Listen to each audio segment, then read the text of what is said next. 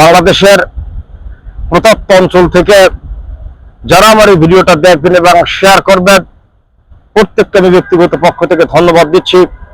আজকে আমরা বাংলাদেশের পত্রপত্রিকা খুলে দেখতে পাচ্ছি, বর্তমানে বাংলাদেশের অন্তর্বর্তীকালীন সরকার প্রধান ইতিমধ্যেই জুলাই সনদপত্র ঘোষণা করেছেন, কিন্তু বাংলাদেশের প্রত্যন্ত অঞ্চলের মানুষরা আজকে মন্তব্য করছেন এই জুলাই সনদে কি বাংলাদেশের গণমানুষের কোনো অধিকার রয়েছেন কিনা, কি গণমানুষের জানমালের নিরাপত্তার কিছু রয়েছেন কিনা, না বাংলাদেশের সংবিধানের কোনো বিঘ্ন ঘটবে কিনা। কিন্তু আসলে কি আশা আকাঙ্ক্ষা প্রতিফলিত হচ্ছে। জুলাই সনদ বলতে অন্তর্বর্তীকালীন সরকার প্রধান বাংলাদেশের গণমানুষের কাছে কি বোঝাতে চেয়েছেন, আজকে কিন্তু সে বিষয় দৃশ্যমান হয়ে গিয়েছেন। আজকে পত্রপত্রিকায় বিভিন্নভাবে কিন্তু একটা প্রশ্ন আসছেন, জুলাই সনদ দিয়ে সরকার কি বোঝাতে চেয়েছেন।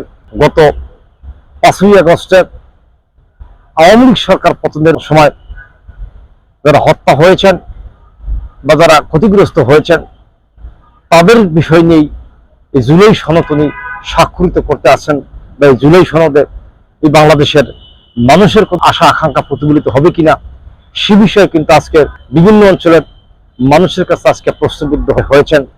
আমার সরকার প্রধানের কাছে বক্তব্যটা হলেন যে আপনি এই বাংলাদেশের টেকনাফ থেকে তেতুলিয়া এবং রূপসা থেকে পাথুরিয়ার প্রত্যন্ত অঞ্চলে আজকে আপনি বাংলাদেশ কন্ট্রোল করছেন।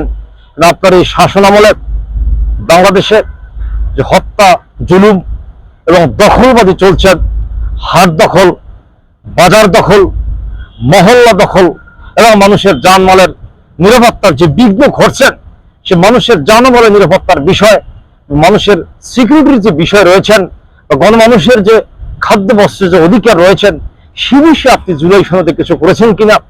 আপনি আজকে রাষ্ট্র সংস্কার করছেন, আপনি জুলাই সনদ দিয়ে দেশ পরিচালনা করতে চাচ্ছেন, তাহলে বাংলাদেশের যে সংবিধান রয়েছেন, আপনি সংবিধানকে উপেক্ষা করার মতো ক্ষমতা আপনার সরকারকে বাংলাদেশের গণমানুষরা দিয়েছেন কিনা সে বিষয়ে কিন্তু আজকে প্রশ্নবিদ্ধ হয়েছেন। আপনি বাংলাদেশের যে প্রক্রিয়া করছেন, এতে বাংলাদেশের মানুষের বক্তব্যটা হলেন জুলাই সনদ দিয়ে কি বুঝাতে চেয়েছেন।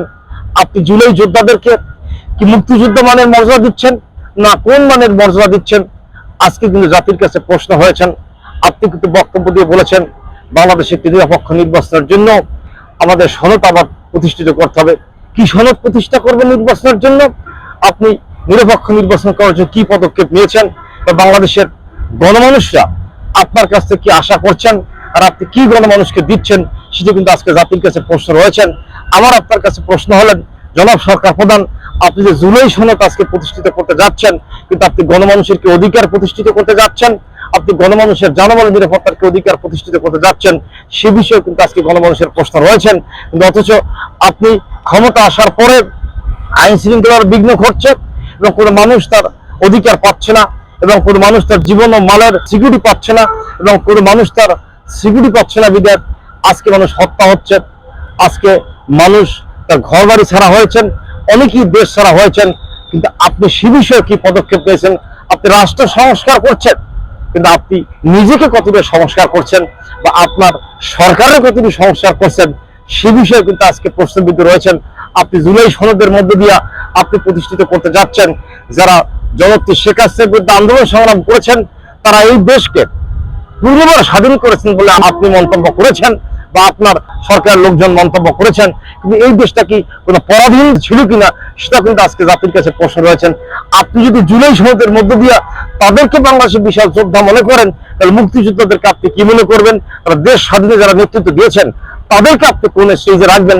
কিন্তু আমার আজকে প্রশ্ন হচ্ছেন, যাদেরকে আপনি জুলাই সনদে প্রতিষ্ঠিত করতে চাচ্ছেন সে বিষয়ে আমার কোনো বক্তব্য নেই, কিন্তু বাংলাদেশের গণমানুষের অধিকার কতটা প্রতিষ্ঠিত হতে যাচ্ছে, গণমানুষ তার জানমাল নিরাপত্তা পাইতেছে, সে বিষয়ে আপনি জুলাই সনদে কি ব্যক্ত করেছেন আজকে জাতি কিন্তু সেটা ক্লিয়ার ভাবে আপনার কাছে জানতে চাচ্ছে।